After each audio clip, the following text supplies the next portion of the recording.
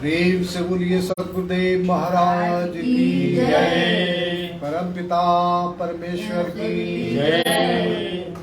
आनंद कंद लीलाधारी प्रभु सदानंद मनमोहन भगवान की जय।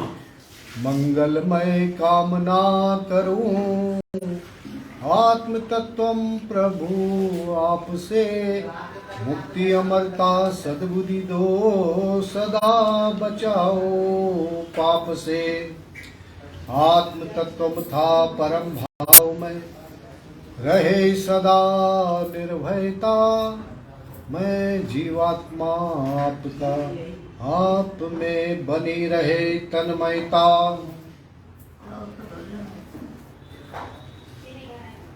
परम पिता परमेश्वर को प्रणाम करते हुए मैं आप सभी श्रोता बंधुओं का स्वागत करता हूं।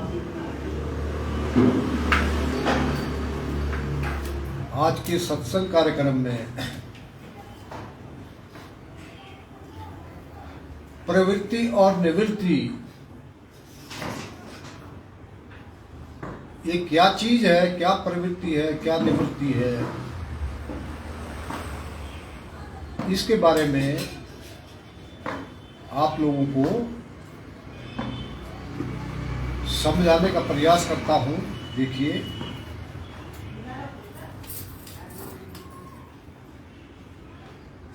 श्रीमद् भगवद गीता अध्याय 18 श्लोक नंबर 30, इसमें आया है परिवृत्तिम चा निवृत्तिम चा कार्याकारे भयाभये, बंधनम मोक्षम जया वेति बुद्धि सा पार्थ सात्वकी। हे पार्थ, हे अर्जुन, जो बुद्धि प्रवृत्ति मार्ग को और निवृत्ति मार्ग को, कर्तव्य को और अकर्तव्य को, भय और अभय को तथा बंधन और मोक्ष को यथार्थ जानती है, वह बुद्धि सात्विकी है। वह बुद्धि सात्विकी है। अर्थात जो मनुष्य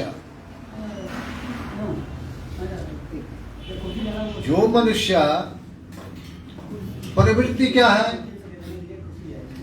और निवृत्ति क्या है, प्रवृत्ति क्या है और निवृत्ति क्या है, कर्तव्य क्या है और अकर्तव्य क्या है, मेरा कर्तव्य क्या बनता है और मेरा अकर्तव्य क्या है, इसको जो भली भांति जानता है। भय को, भय क्या चीज है, अभय क्या चीज है, इसको भी जो बुद्धि ठीक ठीक समझती है। साथ में बंधन क्या है और मोक्ष क्या है,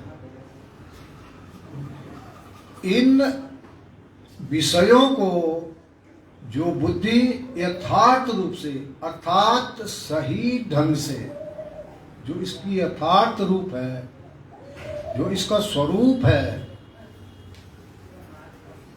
बंधन क्या है, मोक्ष क्या है, भय क्या है, अभय क्या है,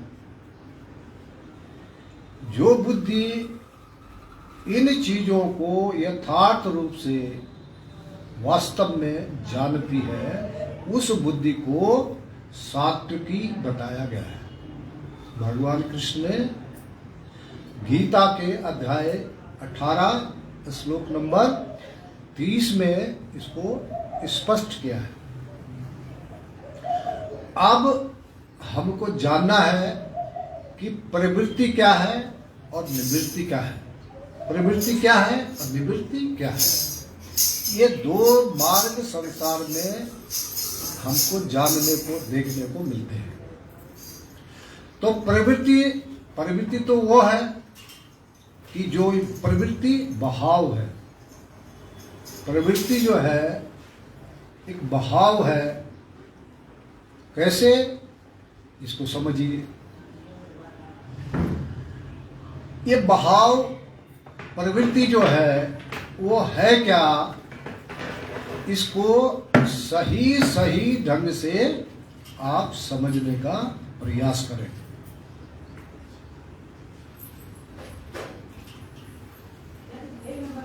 हम सब लोग, हम सब जीव सृष्टि के आदि में उस परम सत्ता परमेश्वर में ही स्थित थे।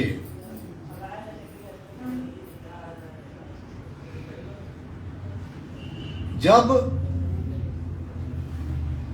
परमेश्वर को ये हुआ कि कुछ हो, परमेश्वर को जब ये भाव उत्पन्न हुआ, परम भाव उत्पन्न हुआ कि कुछ हो, तो उस होने में ये जो संसार का जो खेल है, परमात्मा का एक ही खेल है, संसार, और सृष्टि की रचना। संसार माने सृष्टि की रचना करना। तो सृष्टि रचना कर्म में परमेश्वर से ईश्वर और ईश्वर से जीव, शरीर और संसार, शरीर संसार, ये जो है ये क्या है, पतन कर्म है। जीवों का जो पतन कर्म है वो इस सिस्टम से है। पहले परमात्मा में थे, फिर ईश्वर में, ईश्वर में के बाद सृष्टि की खेल खेलना था। द्वैत रूप शुरू हो जाता है, एक ईश्वर और दूसरा प्रकृति, और ईश्वर और प्रकृति का जो खेल है वो ये संसार है। तो शक्ति से, जो शक्ति का रूप है वो ये शक्ति आगे जाकर के ईश्वर से अलग होते हुए आकाश, वायु, अग्नि, जल और पृथ्वी रूप में परिवर्तित हो गई। और पृथ्वी के बाद वस्तुएं, ये जो पंच तत्व है, ये पंच तत्वों का जो संसार है, इसी में से बाद में क्या हुआ, शरीरों की रचना हुई। तो जो हम लोगों का जो स्वरूप है, पहले परमात्मा में था, फिर परमात्मा में जब ये सृष्टि हुई तो फिर आत्मा में, आत्मा में से फिर सृष्टि के विधान के अनुसार आत्मा से फिर जीव, और जीव हो गया शरीर में। ये हम भूल गए कि हम आत्मा थे, ईश्वर थे, ब्रह्म थे, बन गए जीव, और जीव को भी भूल गए कि हम जीव हैं। और हम शरीर में स्थित होने के नाते, शरीर में जीव के स्थित होने के नाते ये भी भूल गए कि हम जीव हो गए। तो हम क्या समझने लगे, शरीर, मैं शरीर हूं और यही मेरा रूप है, यही मेरा अस्तित्व है। हम अपने अस्तित्व को भी भूल गए। और ये जो शरीर है ये संसार के कार्यों में लग गई, और इसने यही अपना कर्तव्य समझ लिया।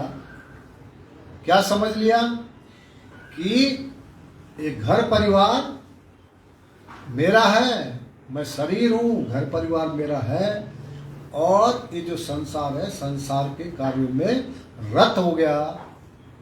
ये जीव का जो प्रभाव है, ये जीव का जो प्रवृत्ति है, ये प्रभाव बन रहा है, बन गया यूं नीचे की तरफ को। अब दूसरा शब्द आया निवृत्ति। निवृत्ति कैसे होगी? अब सवाल ये है कि निवृत्ति है क्या? निवृत्ति माने वापस, निवृत्ति माने निवृत्ति का मार्ग वो है वापस हो भाई।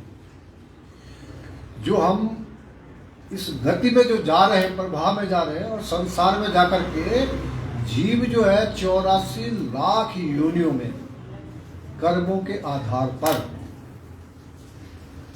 84 लाख योनियों के चक्र में, भंवर में, भवसागर में जो घूम रहा है, चक्कर लगा रहा है, तो ये जो है प्रवाह में बह रहा है। अपने अस्तित्व को, अपने कर्तव्य को भूल चुका है, अपने अस्तित्व को, कर्तव्य को भूल चुका है। और इसी में क्या आया कि कर्तव्य और अकर्तव्य। तो कर्तव्य भूल गया कि मेरा कर्तव्य क्या है। अब क्या कर्तव्य समझ रहा है, क्या कर्तव्य समझ रहा है कि ये मेरा परिवार है, ये मेरा बेटा है, बेटी है, ये मेरे माता पिता है, इनकी सेवा करना, इनको पालना पोसना, ये मेरा कर्तव्य है। अज्ञानता के चलते इसी को जीव अपना कर्तव्य समझ बैठा।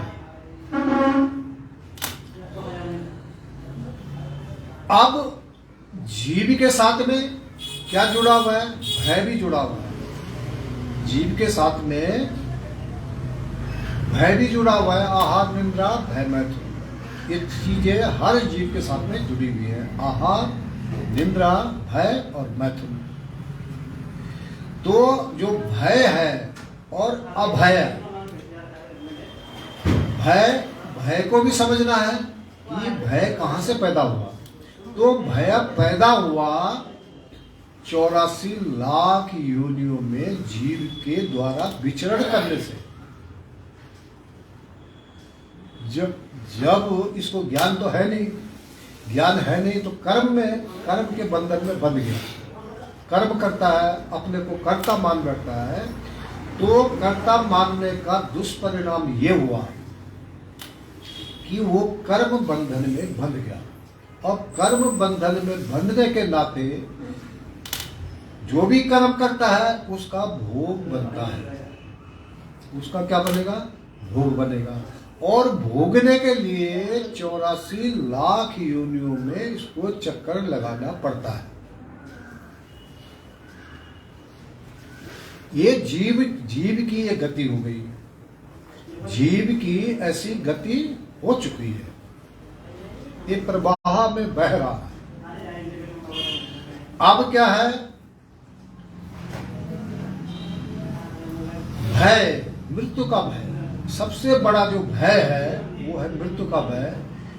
कोई नहीं चाहता कि मृत्यु हो, कोई भी नहीं चाहता कि मृत्यु हो। यहां तक कि मक्खी, मच्छर, कीड़ा मकोड़ा, ये भी हर कोई मृत्यु के भय से ग्रसित है। मनुष्यों में भी बीमारी से छुटकारा पाना चाहता है। जो भी मनुष्य है कभी बीमार होना नहीं चाहता, मरना नहीं चाहता, बूढ़ा होना नहीं चाहता, असमर्थ होना नहीं चाहता। लेकिन प्रकृति के गुणों के द्वारा, प्रकृति के गुणों के द्वारा ये सब भोगना पड़ता है। ये सब घटनाएं उसके सामने आती हैं, शरीर छूटता है और उसको 84 लाख योनियों में जाना पड़ता है। यही प्रकृति का नियम है, यही प्रकृति का नियम है। अब भय, अभय, फिर क्या है? बंधन और मोक्ष। अब बंधन क्या है कि किस बंधन में वो बंधा हुआ है। जब बंधन को हम जान जाएंगे हम किस बंधन में हैं, तो जब जान गए तब ही बंधन से मुक्त हो सकते हैं ना। अब हमें पता ही नहीं है, अज्ञानता के कारण जीव को ये पता ही नहीं है कि मैं कहाँ बंधा हूं। मैं कहाँ बंधा हूं। और वही जो बंधन है, जब तक उस बंधन को खोलेंगे नहीं, जैसे आपको, जैसे किसी ने हमको ही यहाँ पे बांध दिया हो, हमको ही यहाँ पे कोई बांध दे, तो हम उसका प्रयास करेंगे कि किस चीज से हम बंधे हुए हैं और कैसे इसे छूटेंगे। लेकिन हुआ क्या है कि ये जीव बंधन का इतना आदी हो चुका है, ये जीव बंधन का इतना आदी हो चुका है कि इसको बंधन पता ही नहीं चलता कि मैं बंधा हुआ हूं। एक उदाहरण जो है प्रत्यक्ष रूप से मैं आपको बताऊं, अनुभव के आधार पे, कि बहुत पहले हमको भी शौक था चिड़िया पालने का, चिड़ियाओं को पालने का शौक था। एक बार हम यही लखनऊ आए थे और लखनऊ से बहुत सुंदर सुंदर चिड़ियाएं खरीद के ले गए और वो जो है अपने घर के आगे उसमें लगा दिया। उनका जो है बड़ा, तो वो जो है उस पर चरखी होती, चरखी भी लगी थी, दो चरखी लगी थी, तो चिड़ियाएँ आती थी, घूमती थी, खाना दाना खाती थी और चरखी में बैठ के वो घूमती रहती थी। और फिर ये जो है बड़ा अच्छा लगता था, सबको जो है बड़ा सुंदर लगता था। अब क्या हुआ, इसमें हुआ क्या कि बहुत दिन हो गए, मतलब साल हो गए, तो वो अब अभ्यस्त हो गई वहाँ की, वो जो चिड़ियाएँ थी उस पिंजरे की वो अभ्यस्त हो चुकी, अभ्यस्त हो गई। और अब उनको खाना मिल रहा है, पानी मिल रहा है, और सुरक्षा भी हो रही है धूप से, ठंड से। उससे जब वो ठंड के उसमें हम उनको अंदर रख लेते थे, पिंजरे को फिर बाहर वो कर दिया। अब वो अभ्यस्त हो गई तो क्या हुआ, एक दिन जो है हमारा छोटा पुत्र था, तो उसने जो है उसका दरवाज़ा खोल दिया। उसने कहा नहीं, अब इनको उड़ा दिया जाए, और उसने जो है उनको दरवाज़ा खोल दिया। अब खोल दिया तो चिड़ियाएँ जो है एक दो चिड़िया उसमें से बाहर निकल गई। अब बाहर निकल तो गई और एक दो उसके अंदर थी। अब वो क्या है कि बाहर निकली, फिर इधर उधर घूमते हुए और फिर उसी के अंदर घुस गई। अंदर भी थी, चिड़ियाएँ थी, तो वो क्या है कि कुछ तो निकल गई, कुछ जो है उसी के चक्कर लगाती रही। और फिर वो बहुत बाद में जा करके, बहुत देर बाद मैं देख रहा था उनको कि क्या मतलब चिड़ियाओं की क्या गतिविधि है, कैसा है, तो हम देख रहे थे। तो क्या देखा कि बहुत देर बाद, मतलब बड़ी देर तक तो वो उनको ये पता ही नहीं चला कि हम पिंजरे के बाहर हैं कि अंदर। जो बाहर निकल भी गई, फिर भी उनको ये पता नहीं चला कि हम पिंजरे से बाहर निकल चुके हैं। वो उसी के चक्कर लगाती रही, कभी अंदर जा रही, कभी बाहर जा रही, कुछ हो। और बहुत देर बाद में वो चिड़ियाएँ उड़ी तो घर के पास ही, जो घर में ही एक पेड़ था, तो उसमें जाकर के बैठ गई। तो कहने का भाव ये है कि जीव जो है जब 84 लाख योनियों में रहता है, तो वो भूल जाता है कि मेरा बंधन है क्या। जैसे चिड़ियाएँ भूल गई कि भाई हम तो मुक्त हो चुकी हैं, फिर भी वो उसी को अपना घर समझ ली। वो इतना अभ्यस्त हो चुकी हैं कि वो उनको उसमें कोई फर्क नहीं महसूस हुआ। बाद में पता चला, तो इसी प्रकार हम लोग इसके जन्म मरण और घर परिवार के अभ्यस्त हो चुके हैं। हम ये जान ही नहीं पा रहे हैं कि हम बंधे किस में हैं, हम बंधे किस में हैं। और जब जिससे बंधे हैं, जब उसका पता लग जाएगा तब ना मुक्त हो पाएंगे। मुक्त होने का क्या प्रयोजन है? मुक्त तभी तो हो पाएंगे कि जब आप किसी बंधन को जानेंगे, उस बंधन से छूट जाएंगे। तो कौन? पति बंधा है पत्नी से, पति बंधा है पत्नी से और बच्चों से, एक दूसरे से बंधे हुए हैं सारे। और यही हमारे बंधन का कारण है। इसको हम समझ नहीं पा रहे हैं। जो घर परिवार है यही एक दूसरे से बंधे हुए हैं। इसको हम समझ नहीं पा रहे कि ये बंधन है क्या। तो हम बंधे हुए हैं और मुक्त होना है। तो मुक्त होने का क्या, मुक्त कैसे होंगे ये भी जानना जरूरी है। यदि ये जान भी गए कि हम बंधे हुए हैं, लेकिन मुक्त होने का उपाय भी हमको ढूंढना पड़ेगा।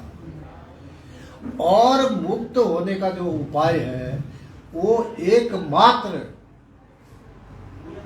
ज्ञान में है। मुक्त होने का कैसे हम इस बंधन से मुक्त होंगे? तो ज्ञान होने पर जब हम समझ गए कि भाई ये जो बंधन है ये झूठा बंधन है,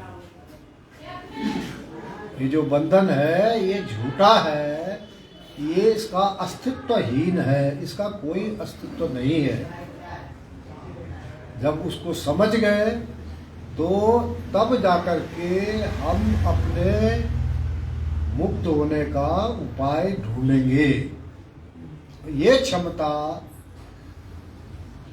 योग में भी नहीं है, ये क्षमता है तत्व ज्ञान में। किसी कर्म में नहीं, किसी कर्म कांड में नहीं है ये क्षमता। यहां तक कि योग में भी क्षमता नहीं है। ये केवल ज्ञान, जिसको तत्व ज्ञान कहते हैं, ये क्षमता, ये दिखाने की क्षमता कि हम जो है अज्ञान में हैं, बंधन में हैं और इससे हम कैसे मुक्त हो सकते हैं, ये क्षमता केवल एकमात्र एक तत्व ज्ञान में ही है। और उसी ज्ञान का झंडा लहराने के लिए ही, उसी तत्व ज्ञान का झंडा लहराने के लिए ही हमारी जो संस्था है सदानंद तत्व ज्ञान परिषद, ये इसी तत्व ज्ञान के प्रचार को सब जीवों के उद्धार के लिए हम लोग इसी में लगे हुए हैं। ये हम लोगों के ऊपर हमारे परम पूजनीय सद्गुरुदेव संत ज्ञानेश्वर स्वामी सदानंद जी परमहंस, जो वर्तमान समय के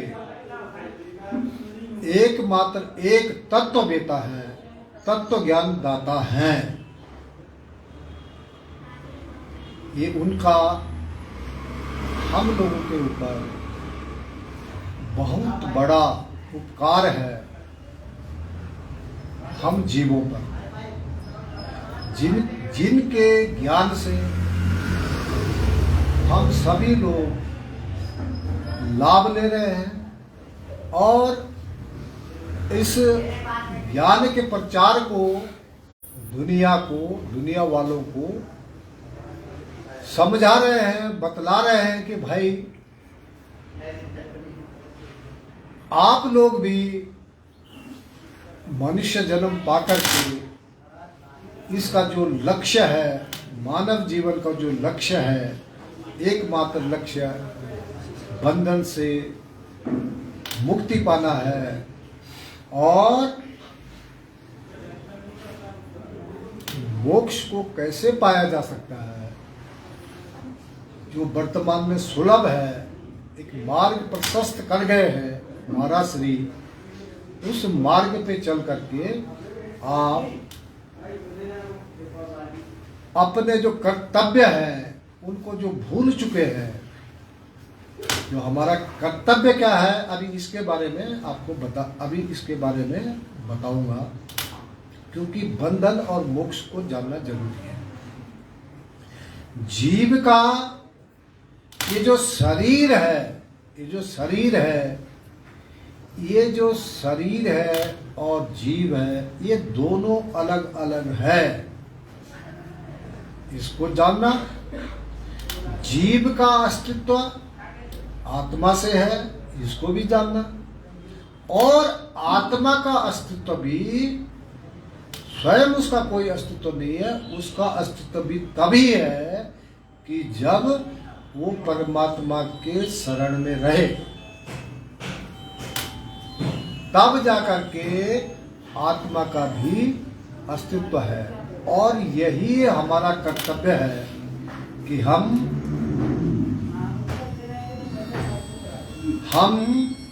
उस परमात्मा परमेश्वर से जुड़े, जिसका अस्तित्व है। क्यों? क्योंकि आत्मा ईश्वर ब्रह्म भी परिवर्तित हो जाता है। आत्मा ईश्वर ब्रह्म भी परिवर्तित हो जाता है। किसमें? जीव में। आत्मा ईश्वर ब्रह्म भी परिवर्तित हो जाता है जीव में।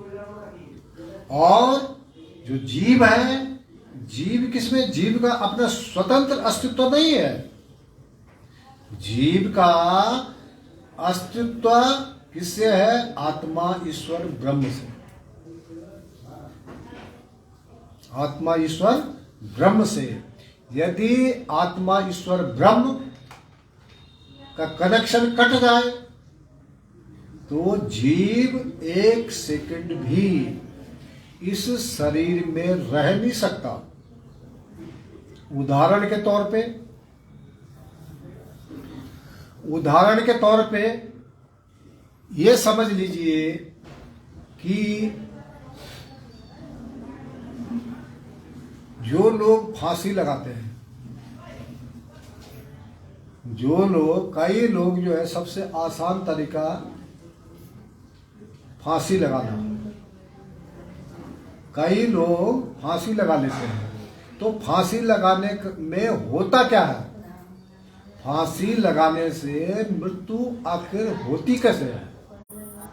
इसलिए कि जब वो फंदा लगता है तो गले में जैसे ही फंदा कसता है तो जीव का आत्मा से कनेक्शन कट जाता है। जीव का क्या हो जाता है? कनेक्शन कट जाता है। आत्मा का कनेक्शन जीव को मिल नहीं पाता। और जिसका दुष्परिणाम ये होता है कि फंदा लगते ही, मतलब गला दबते ही, श्वास बंद होते ही जीव इस शरीर को छोड़ देता है। तो आप समझ लीजिए कि जीव का भी अस्तित्व किससे है? आत्मा ईश्वर ब्रह्म शिव से है। और शिव का अस्तित्व परम पिता परमेश्वर से है। शिव का भी जो अस्तित्व है वो परमात्मा से है। क्यों? कि जो ये आत्मा ईश्वर ब्रह्म है, इससे भी बलवान जो है, ये जो प्रकृति है, इससे भी बलवान आत्मा ईश्वर ब्रह्म शिव, इससे भी बलवान जो है प्रकृति है। और प्रकृति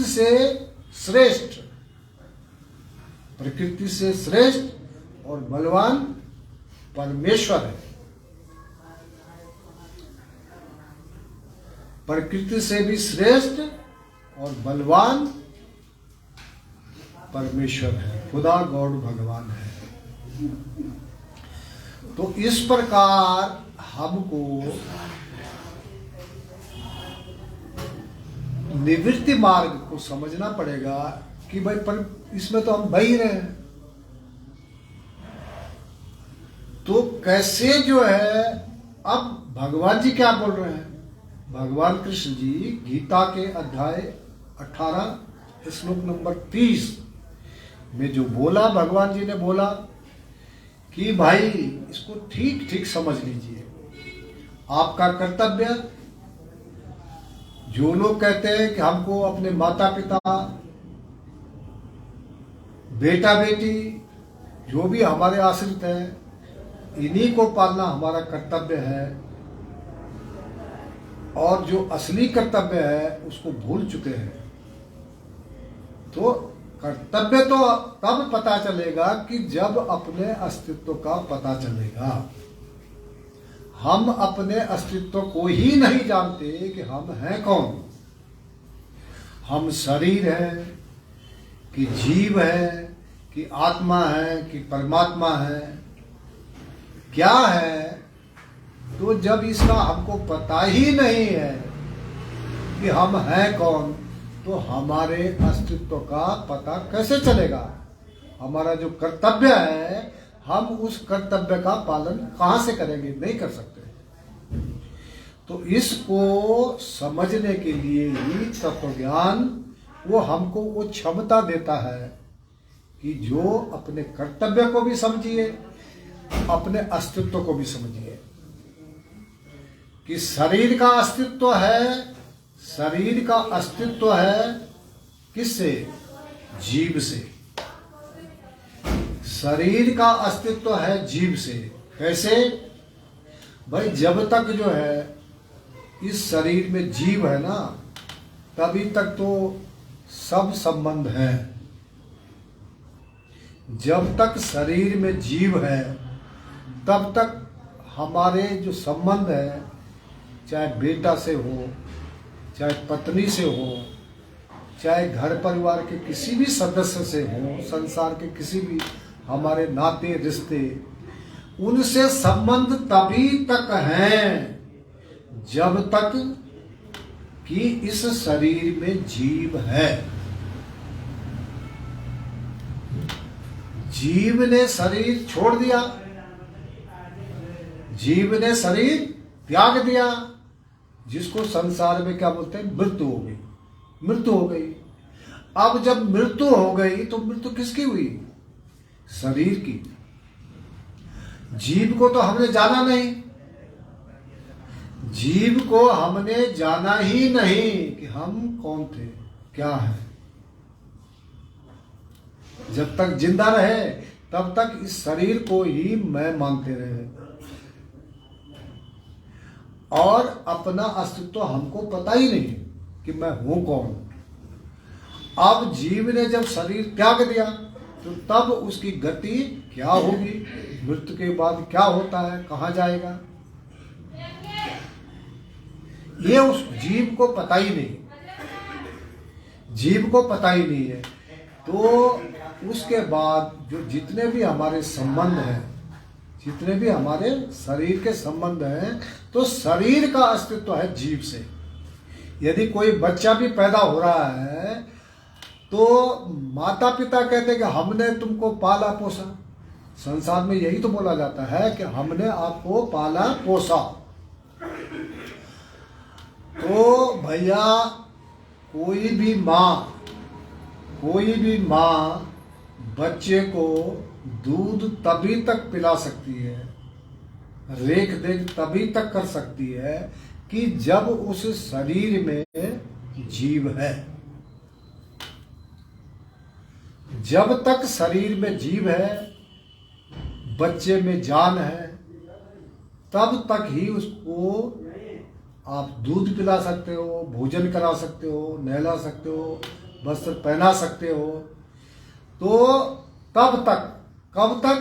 जब तक उसमें जीव है, शरीर में जीव है, तब तक। यदि शरीर से जीव निकल गया, शरीर से जीव निकल गया, तो कोई माँ उस बच्चे को दूध नहीं पिला सकती। या पिला सकती है? बताइए। नहीं पिला सकता, कोई नहीं पिला सकता, कोई बड़ा नहीं कर सकता। तो शरीर का जो अस्तित्व है, शरीर का अस्तित्व है जीव से। अस्तित्व को देखना पड़ेगा ना, अपने अस्तित्व को देखना पड़ेगा। तो अस्तित्व को जानेंगे तब हमारा कर्तव्य बनेगा कि हमको क्या करना चाहिए। हम अपने न अस्तित्व को जानते हैं न कर्तव्य को जानते हैं। तो शरीर का अस्तित्व है किससे? शरीर का अस्तित्व है जीव से। और जीव का अस्तित्व जैसे मैंने बताया, जीव का अस्तित्व तब तक है कि जब तक आपको सांस मिल रही है।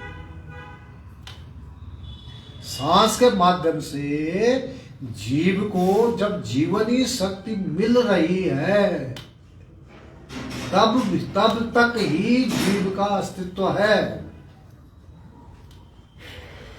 सांस बंद हो गई, किसी ने आपका गला घोंट दिया, किसी ने फंदा लगा लिया फांसी का, तो जीव का भी अस्तित्व समाप्त,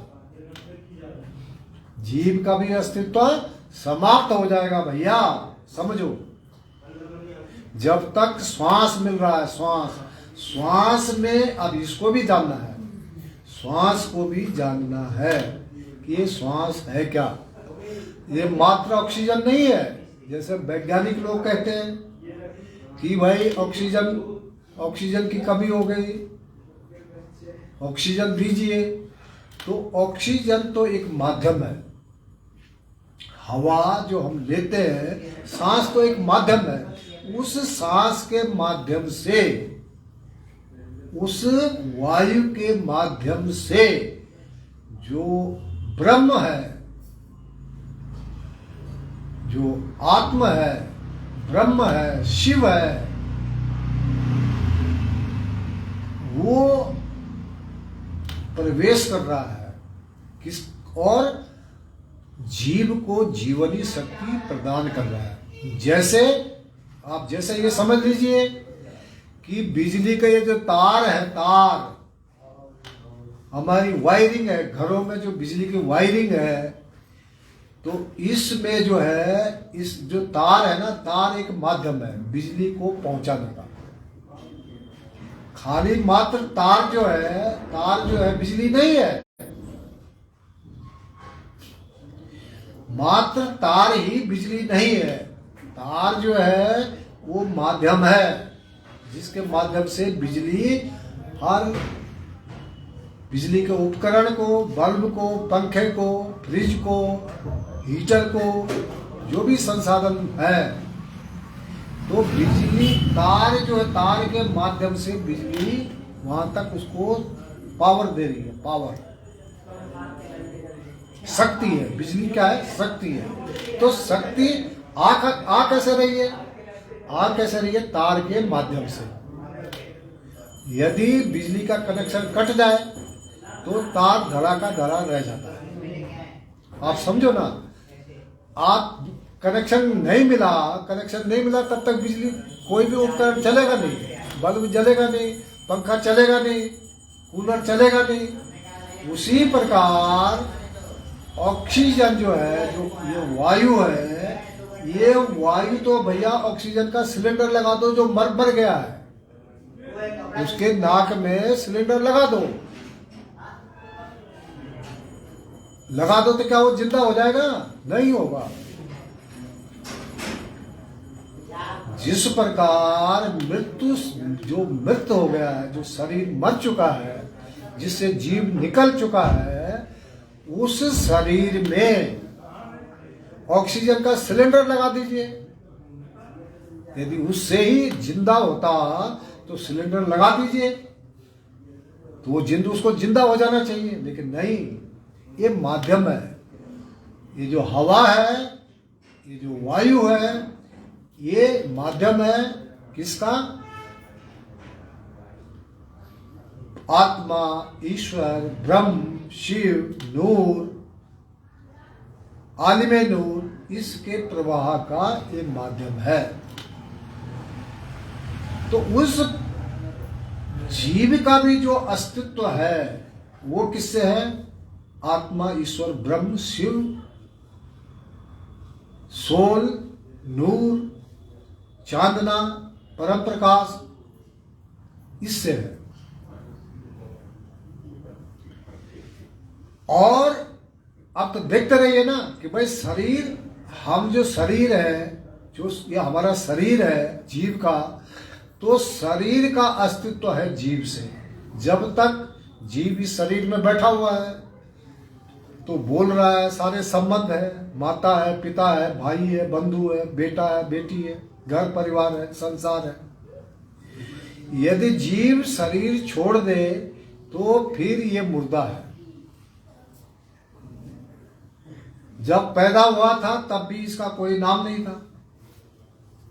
जब कोई पैदा होता बच्चा तो पैदा होते ही उसका नाम नहीं होता, और जब मुर्दा हो जाता है तो तब भी उसका नाम मुर्दा होता है। कोई उसका जो नाम है वो खत्म है। ये नाम जो है बीच में सांसारिक कार्यों के लिए मिला हुआ है। नाम भी बदलता रहता है, नाम भी बदलता रहता है। जो घर में जब बच्चा छोटा रहता है तो उसका नाम कुछ और होता है, जब वो पाठशाला जाता है तो वहाँ उसका नाम कुछ और होता है, और जब वो जिस पेशे से, जिस आजीविका से जुड़ता है तो वहाँ भी उसका नाम हो जाता है। कोई दुकानदार हो गया तो भाई दुकानदार साहब हो गए, लाला जी हो गए लाला जी, ये भी उसका नाम है। कोई साहब हो गया तो भाई साहब जी है, डीएम साहब है, कप्तान साहब है, फलाने साहब है, फलाने साहब है। कोई मंत्री हो गया तो मंत्री साहब है, कोई एमएलए हो गया वो भी उसका नाम है, वो भी उसका नाम है। तो कहने का मतलब ये हुआ कि अस्तित्व को जब हम देखेंगे तो अस्तित्व देखने में क्या आ रहा है कि ये जो शरीर है, शरीर का अस्तित्व है जीव से। जब तक जीव है, बच्चा पैदा हुआ तो जीव है बच्चे में, तो माता उसको दूध पिला रही है, माता उसकी देख रेख कर रही है, माता उसका लालन पालन सब कर रही है। लेकिन यदि जीव छोड़ दे तो कोई माँ ऐसी नहीं है, कोई पिता ऐसा नहीं है कि जो उस बच्चे को रख लेगा, कोई नहीं रख सकता। तो अस्तित्व किसका है? शरीर का है कि जीव का? जीव का। अब जीव भी अस्तित्व में, जीव का भी अस्तित्व तब तक है कि जब तक उसको श्वास रूपी आत्मा, ईश्वर, ब्रह्म, शिव, नूर, आलिम नूर, ये सब उसको मिल रहा है, इसका प्रभाव आ रहा है।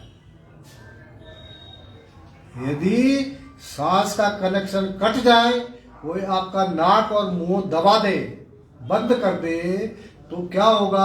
आपकी मृत्यु हो जाएगी, शरीर छूट जाएगा, जीव निकल जाएगा। कोई फांसी का फंदा लगा दे और चाहे नदी में डूब जाए, तो नदी में डूबने से क्या होता है? कोई जो लोग छलांग मार देते हैं नदी में, तो होता क्या है कि नाक मुंह बंद हो जाता है, पानी भर गया। अब पानी भर गया तो सांस नहीं मिल रही है, सांस नहीं मिल रही है तो उसका दम घुट गया। दम घुटना मतलब बंद हो गया, सांस उसके अंदर नहीं जा रही है, सांस नहीं जा रही है तो मृत्यु हो गई। यही तो सिस्टम है। तो इस सिस्टम को जानिए ना।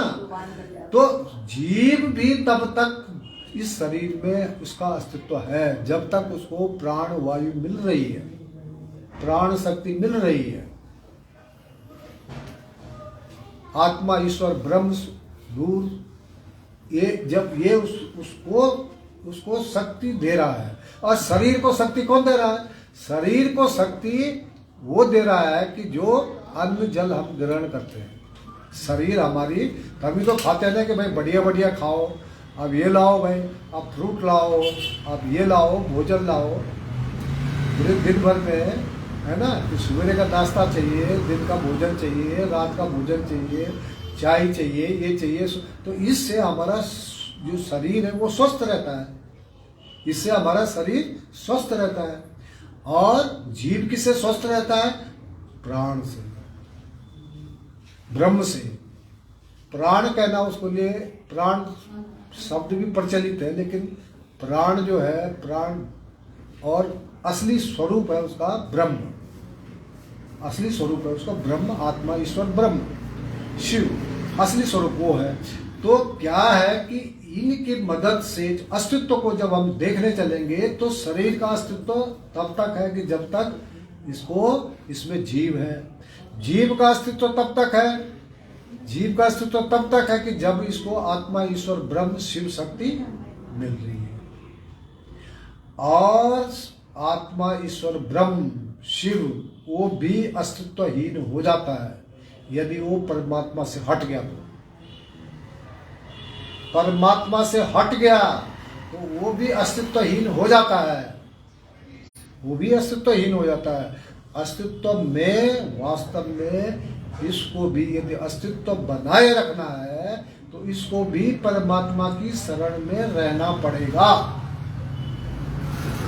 अन्यथा जीव बन करके, आत्मा, ईश्वर, ब्रह्म जीव बन करके 84 लाख योनियों में घूमता रहता है, 84 लाख योनियों में चक्कर लगाता है, मजबूर है चक्कर लगाने के लिए। आप लोग देख लीजिए संसार में, संसार की क्या हालत है। कोई भी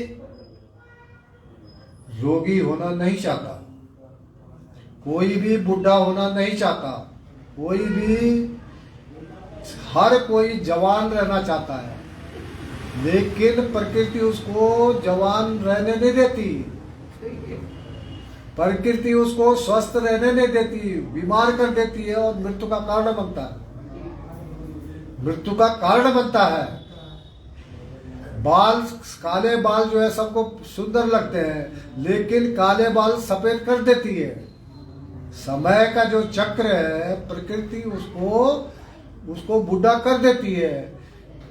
बच्चा जब छोटा होता है तो कितना प्यारा होता है, हर कोई कितना सुंदर रहता है बच्चा, बच्चे का जो अंग जो है बिल्कुल कोमल रहता है, बड़ा सुंदर रहता है, देखने में बड़ा प्यारा लगता है कि नहीं। और जैसे जो बुढ़ा होगा, एक छोटा बच्चा और एक बुढ़ा, वहीं पर जो बुढ़ा होगा उसके चेहरे पे झुर्रियाँ होंगी, यूँ होगा, सो उनको कोई देखना पसंद नहीं करता।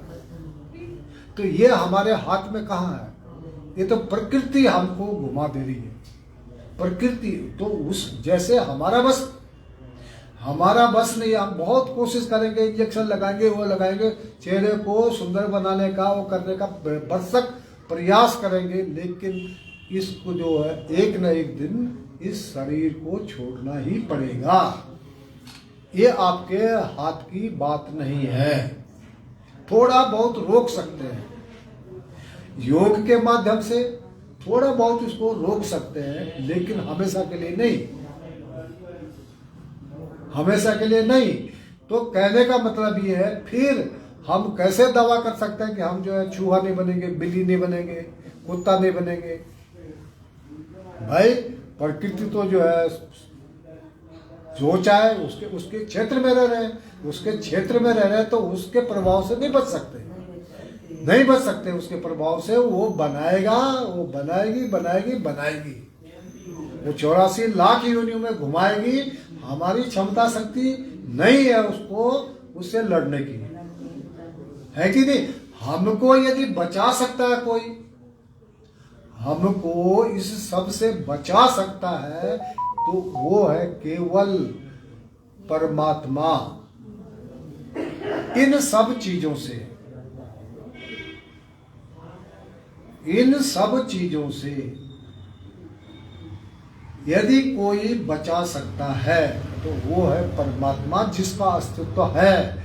वो तब भी था जब ये सृष्टि नाम की कोई चीज नहीं थी, वो आज भी है, और वही जब ये सृष्टि खत्म हो जाएगी तब भी केवल एकमात्र एक परमेश्वर ही रहेगा। ब्रह्मलोक तक का भी जो सफर है, जो ब्रह्म लोक तक के भी जितने लोग हैं, ये सब बनते बिगड़ते रहते हैं, बनते बिगड़ते रहते हैं। इसका जो है भगवत गीता का ही उदाहरण ले लीजिए। आप ब्रह्म भुवना लोका पुनरावर्तिनो अर्जुन। हे अर्जुन, ब्रह्म लोक पर्यंत तक के जितने भी लोक हैं, ये पृथ्वी लोक है चाहे जो भी है, ये सारे पुनरावृत्ति को बार बार बनते बिगड़ते रहते हैं। आप ब्रह्म भुवना लोका पुनरावर्तनो अर्जुन माम पेतु तो कौनते पुनर्जन्म न विद्यते। केवल वही है जो केवल जो मेरे को प्राप्त करेगा, जो मेरी शरण में रहेगा और मुझको प्राप्त होगा, केवल वो है जो इस बार बार के जो जन्म और मरण के चक्कर से छूटेगा, जन्म और मरण के चक्कर से छूटेगा। तो अभी तक हम लोगों ने क्या क्या जाना? हमने जाना भय, भय को जाना और अभय को भी जाना। मृत्यु का भय और अभय कौन प्रदान करेगा? परमात्मा परमेश्वर। अस्तित्व किसका है? परमात्मा परमेश्वर का, परमात्मा परमेश्वर का। तो अपने कर्तव्य को, हमारा कर्तव्य क्या है कि हम इस संसार में, इस संसार के बंधनों से मुक्त हो जाएंगे, इन बंधनों को काट दे जिससे हम बंधे हुए हैं और किससे जुड़ जाए? परमात्मा से। तब हमारा कर्तव्य ही यही है कि हम अपने मूल को पकड़े, जिस परमात्मा से हम बिछड़े हुए हैं, जिस परमात्मा से हम बिछड़ चुके हैं, उस परमात्मा को पकड़े, उस परमात्मा को पकड़े, तो इसमें हमारा कल्याण है। यही हमारा असली कर्तव्य यही है। तो भगवान कृष्ण जी अर्जुन को समझाते हुए कह रहे हैं कि हे पार्थ, जो अपने कर्तव्य को और अकर्तव्य को भी भली भांति जानता है, बंधन को भी जानता है और मोक्ष को भी जानता है, तो वही है वो जो उसकी बुद्धि है, वो सात्विकी बुद्धि है और इसी से वो उसका कल्याण है। दोनों मार्ग को जानो, किसमें जाने से हमारा पतन होगा और किसमें जाने से हमारा उद्धार होगा। दोनों मार्ग जान लिए। अब ये आपका कर्तव्य है, एक कर्तव्य बनता है आपका, एक ड्यूटी बनती है आपकी कि आप पतन को जाए कि उद्धार करें, उत्थान को जाए। तभी तो हमारा कर्तव्य बनेगा ना, जब अपना पता चल गया हमको कि हमारा अस्तित्व, हम है कौन, हम किस खेत की मूली है भाई, हम किस खेत की मूली हैं। तो ये जो है भगवत गीता परिवृत्तिम च निवृत्तिम च कार्याकारे भयाभये, कर्तव्य कार्याकारे, कर्तव्य और अकर्तव्य को भी समझे। हमारा क्या कर्तव्य बनता है, क्या कर्तव्य नहीं बनता? भया भय। भय क्या है और अभय क्या है? तो अभय है परमात्मा से जुड़ना।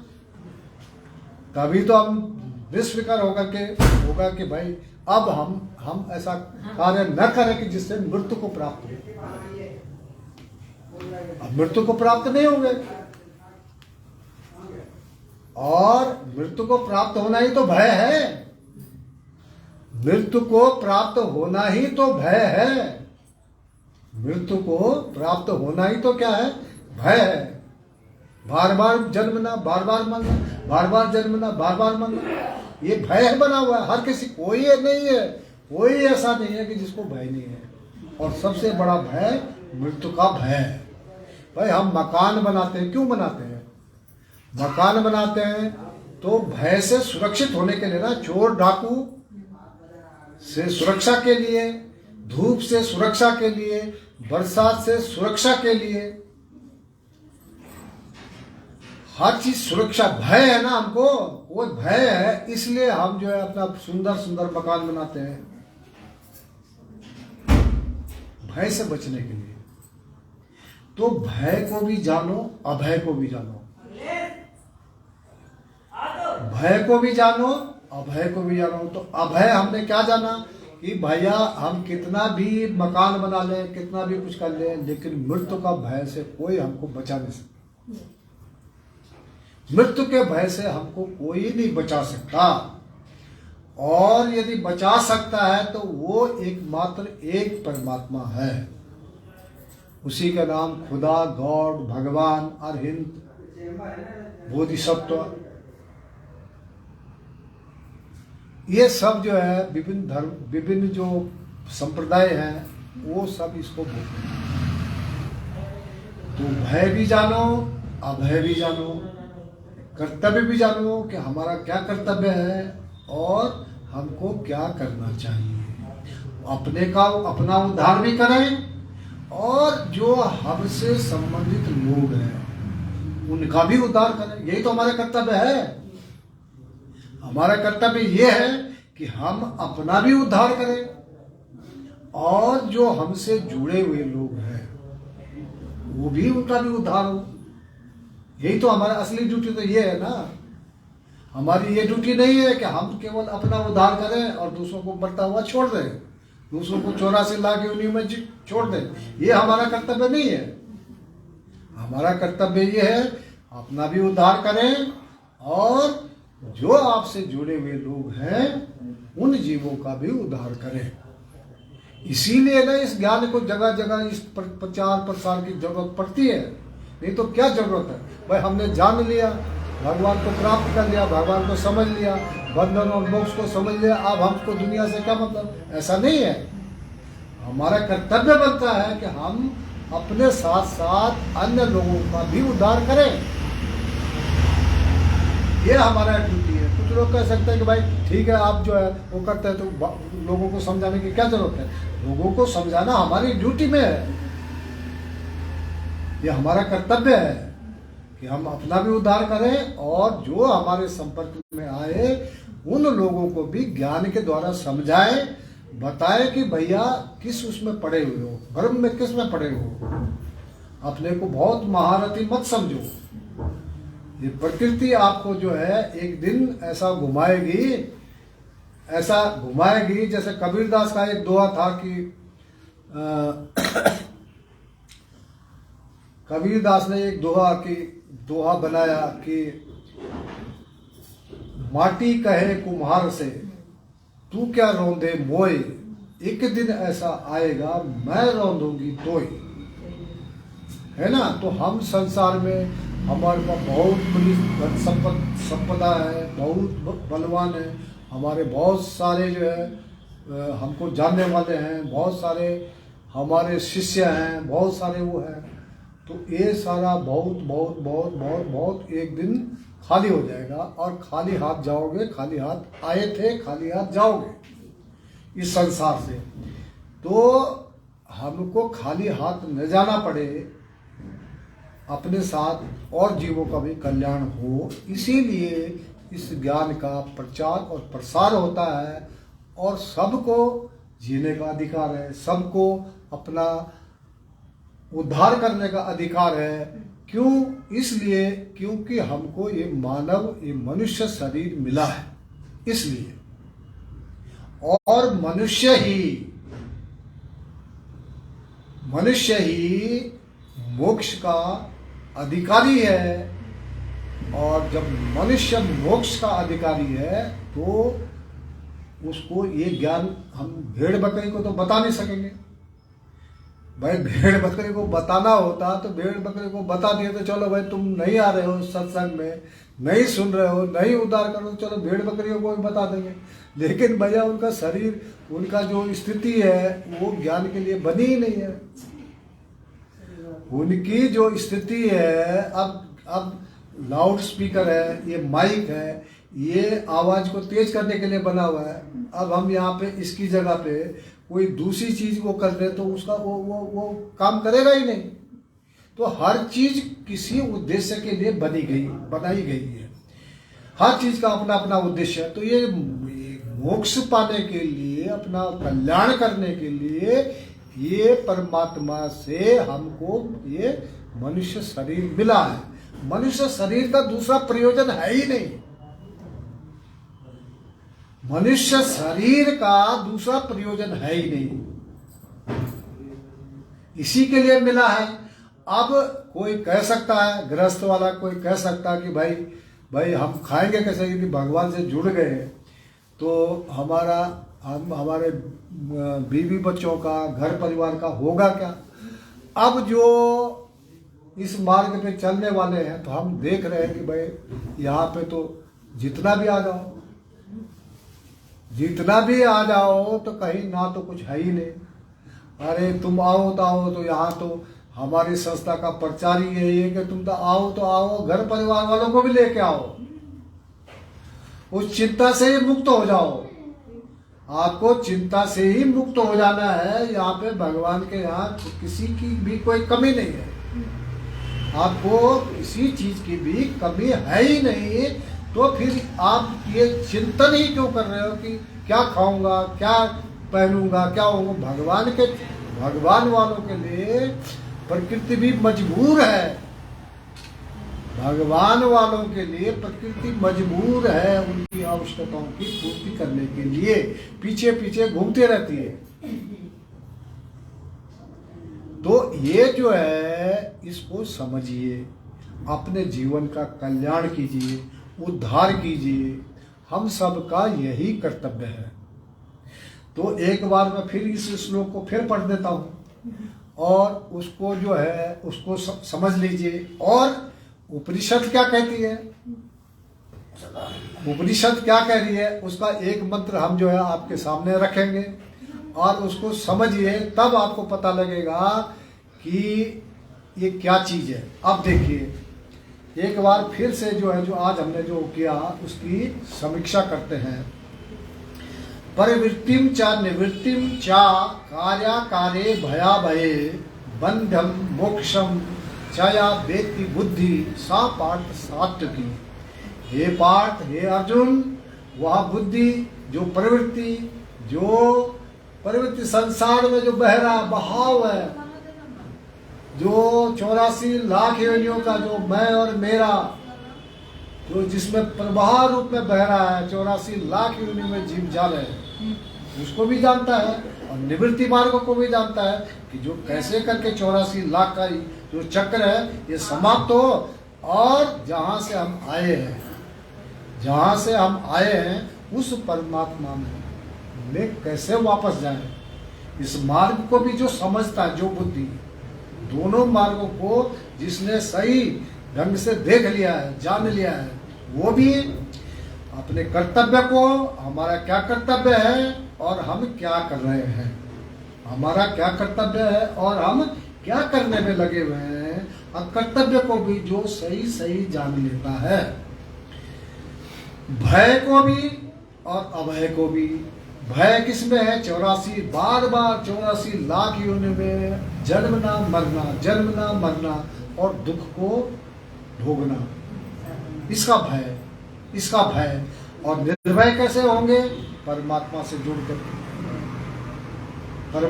जुड़ करके निर्भय हो गए। बंधन को भी किन से हम बंधे हुए हैं और किन से हमको, इन बंधनों को हम कैसे काटें और मोक्ष को कैसे प्राप्त करें।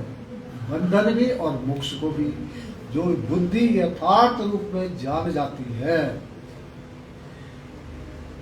वह बुद्धि सात्विकी है। ये बुद्धि जो है ये सात्विक विचार है, ये शुभ विचार है, अच्छे विचार है, कल्याणकारी विचार है।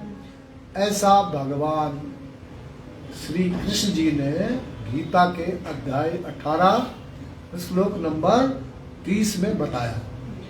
अब इसी चीज को उपनिषद में देखिए, इसी चीज को उपनिषद में कैसे बताया गया कि भाई अब आखिर अब हमने इतना तो जान लिया, इतना तो समझ लिया कि अस्तित्व में केवल परमात्मा है, वही हमको बचा सकता है। वही हमारा कर्तव्य है कि हम अपने को भी और जो हमारे संपर्क में आए उसको भी इस ज्ञान के माध्यम से समझाएं और उसका भी कल्याण हो। ये हमारा कर्तव्य है, न कि उसको और डुबा दे कि चल भाई हमारा तो उद्धार हो जाएगा, तेरे को मारी लात जा, ये जो भव सागर में जा। तो ऐसा ये हमारा कर्तव्य नहीं है। इसीलिए हमारी संस्था का उद्देश्य है कि भाई धर्म का प्रचार कीजिए, आप सबको मनुष्य जीवन मिला है तो अपना उद्धार का प्रयास कीजिए, यही हमारा कर्तव्य है। तो इसको जो बुद्धि इसको दोनों को जानती है कि हमारा क्या ड्यूटी है और हमको क्या करना चाहिए, है कि नहीं, तो वही बुद्धि श्रेष्ठ है। अब जो है देखिए श्वेतासर उपनिषद, इसका अध्याय 6 और श्लोक नंबर 20। श्वेतासर उपनिषद अध्याय 6 और मंत्र क्या है 20। तो ये मंत्र क्या बोल रहा है? ये मंत्र बोल रहा है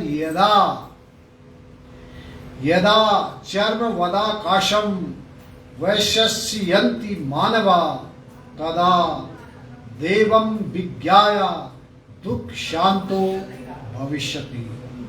अर्थात ये जो सारे मनुष्य मिलकर के भी जो ये आकाश है, इस आकाश को यदि कोई जैसे चमड़े को बांध लेते हैं, चमड़े को या किसी उसको बांध लेते हैं, ऐसा कोई बांध सके सारा जो आकाश है, तो क्या ये संभव है? नहीं संभव है। तो यदि कोई मनुष्य ऐसा कर सके कि सारा जो आकाश है उस आकाश को चमड़े की तरह लपेट करके बांध सके, तो उसको भगवान जानने की भी जरूरत नहीं है, उसको मोक्ष मिल जाएगा। लेकिन जो सारा आकाश है उसको बांधना पड़ेगा, चमड़े की बात यूं करके उसको बांधना पड़ेगा। तो ये संभव, यथार्थ में इस मंत्र का अर्थ क्या हुआ? अर्थ ये हुआ कि ऐसा करना संभव ही नहीं है। एक आदमी क्या, दुनिया में जितने भी आदमी हैं वो भी कोशिश करेंगे कि आकाश को लपेटने की, तो नहीं लपेट सकते। इसलिए भैया सुन लीजिए, जिस प्रकार आकाश को चमड़े की भांति लपेटना मनुष्य के लिए सर्वदा असंभव है, सारे मनुष्य मिलकर भी इस कार्य को नहीं कर सकते, उसी प्रकार परमात्मा को जाने बिना कोई भी जीव इस दुख समुद्र से पार नहीं हो सकता। इस जो दुख समुद्र है, ये जो भवसागर है, इससे पार नहीं हो सकते बिना परमात्मा को जाने, बिना परमात्मा के ज्ञान को प्राप्त किए हुए। यदि चाहो कि ऐसा हो जाए तो उसी प्रकार असंभव है कि जैसे धरती के सारे मनुष्य मिलकर आकाश को समेट नहीं सकते। तो इसलिए परमात्मा को जानना अति आवश्यक है।